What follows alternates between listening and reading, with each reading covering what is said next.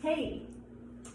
Okay, so today we are going to do a replica, as best we can, of these famous Andy Warhol flowers. And when he did that, it was a silk screen, but today we're going to recreate it with paints. So in your kit, you should have some paints. Let me see there.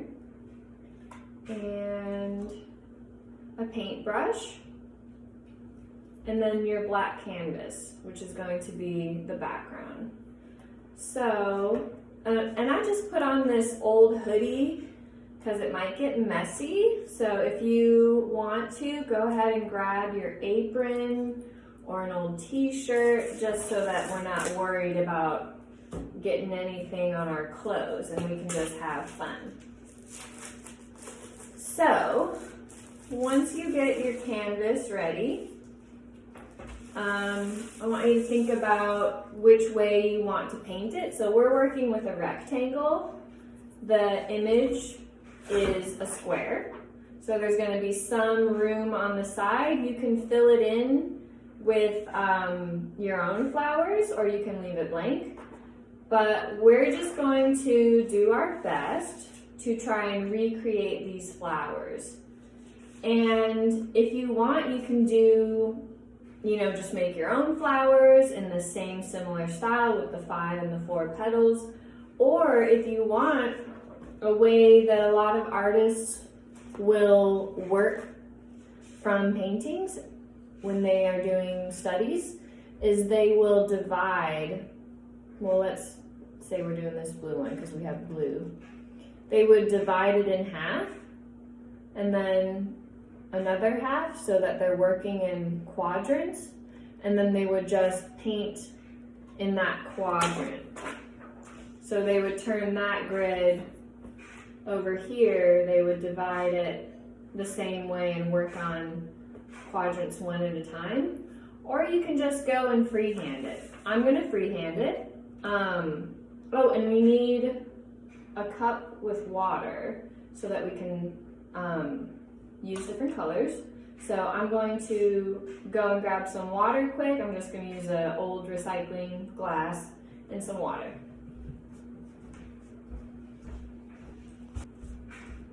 Alright, so I've got my water to wash out the brush in between colors, and then I've got a paper towel just so that the color can wash out and it won't bleed. So I'll just wipe my brush off after each color. So if you have palette paper or a palette or an old dish that you want to use, or even paper plate, you can do that. I am just going to kind of freehand it and put the paint directly on the canvas. Do what you feel comfortable with. Again, we're not trying to make it perfect, we're just trying to have fun. And I really love this cobalt color. I'm not sure if they gave you the same exact colors, but I really love this cobalt. So I am just going to put it in the places that I kind of see it being on the canvas. And with these paints, you kind of want to use, a lot because there's not quite as much pigment. So I think I've got enough. Put the lid back on. And then I'm just going to try and go in and define that shape a little bit more. These all mostly have 5 petals.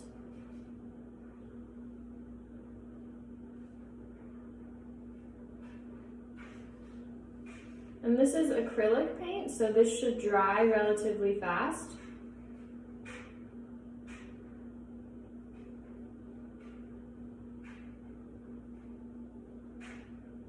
You want to try and get the right proportions, make sure your flowers aren't too small or too big. And if you're using a lot of paint, you can also use that texture in the paint. These are very flat from the study, the Warhol study, because it was a silk screen. But we're using paint so we can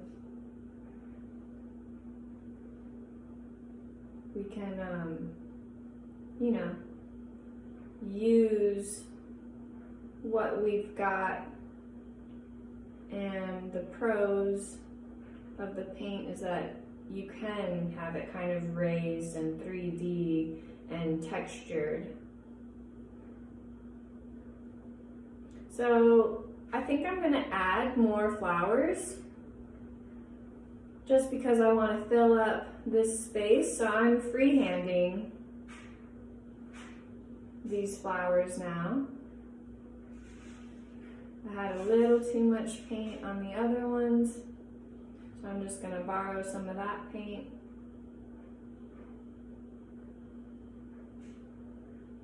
And in the same kind of style, you know, they don't look absolutely realistic, but you know they're flowers.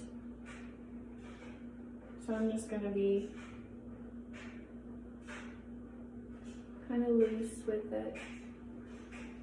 Not worried about making the absolute best flower, most realistic flower.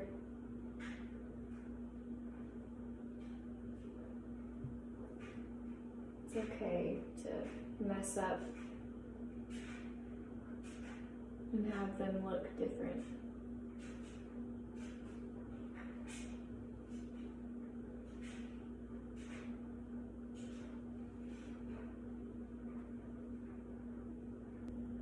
If you don't have room for all the flowers that you want to do, you can kind of go in the corner and cut one off a little bit so it appears as if there's a flower there. Or maybe there's just half of a flower. So this is kind of what I'm working with right now. You don't have to do this many, you can just do 4. It's really up to you. And then now that I'm finished using that cobalt, I'm just gonna give my brush a good rinse in the water. Sometimes even after you rinse your brush off well, there will still be pigment hiding in the brush, so that's why I use the paper towel, or if you have scratch paper around, to just kind of blot that. And then, it looks like we've also got this forest green.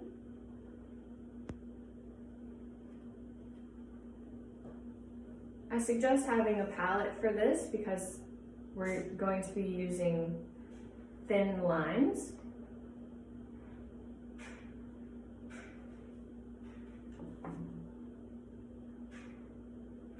So with your brush, I would just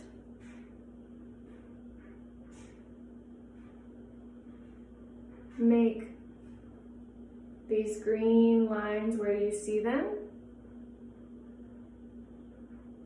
And we're trying to do the illusion of grass and petals. If you have other colors at home, please feel free to use those. This forest green is not quite the right shade. I would add a little bit of yellow to that to give it that kind of neon green.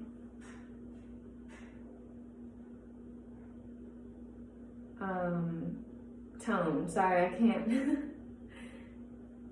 paint and talk at the same time because I'm using too many different parts of my brain.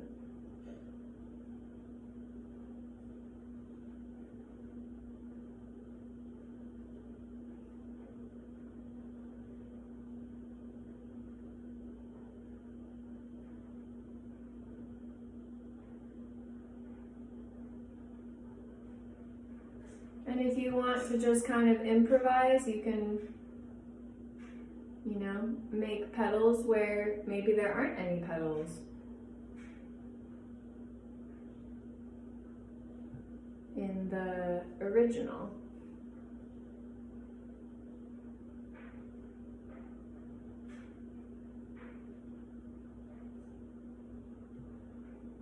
But we want to make the most of the space that we have.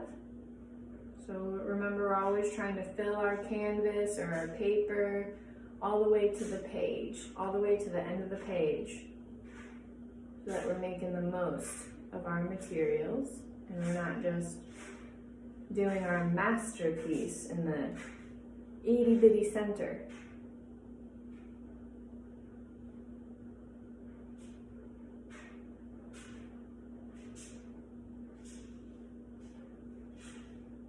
And the blades of grass aren't all going in the same direction, so maybe keep that in mind.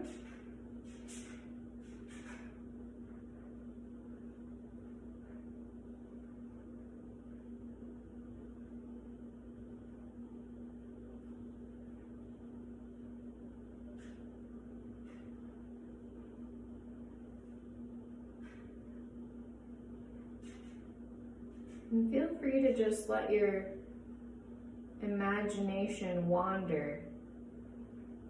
You don't have to think so hard about where everything's going. You can just kind of feel where everything's going. And sometimes that's how you get a better product. Sometimes you can overthink. And it ends up being worse than not thinking about it.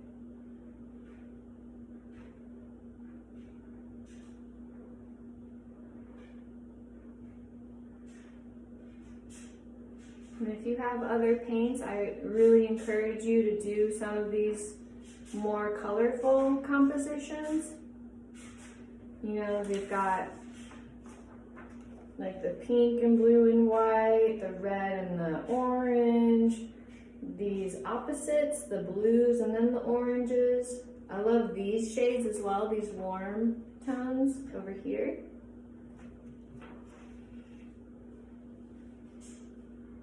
Okay, I'm almost finished adding my grass.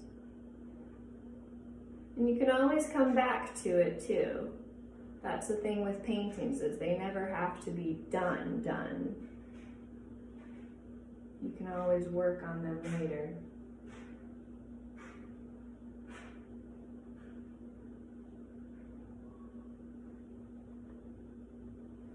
I'm gonna make some more petals.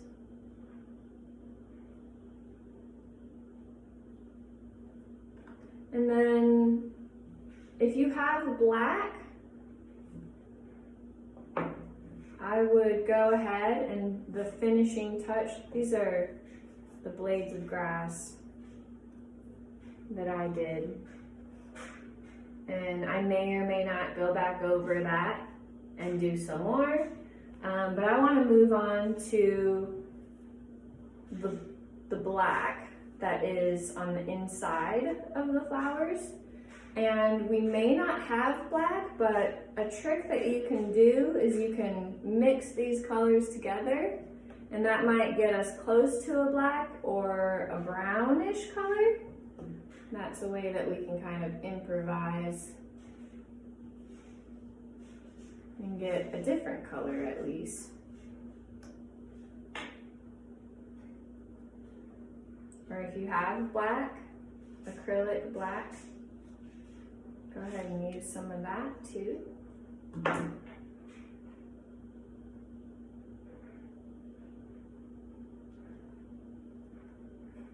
So I didn't quite get a brown or a dark color. I got kind of a turquoise color, but I like that. I'm going to use that as well and just add that to the center of my flowers.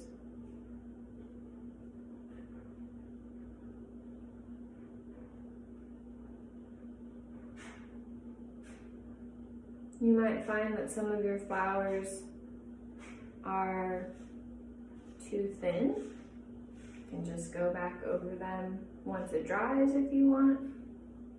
Or if it's still wet, you can do that. But you'll see that you can, if you used a lot of paint, kind of manipulate what it looks like and get a 3D effect.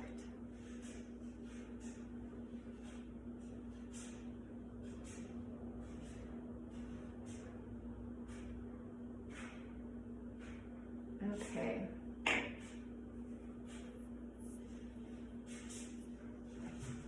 So this is kind of what I got there. And then you always want to make sure to sign. So I'll sign this after I'm done. Or you know what, now that I've got it up here, I'll just sign the back quick with a pencil. Or if you want, before you begin, you can sign it in the corner or on the back with paint. Yeah. Okay. Well, I'm excited to see your little Warhols. If you want to send them to Miss Amanda, maybe she can forward them to me. But yeah, I'll show you the finished product again. All right, see you guys later.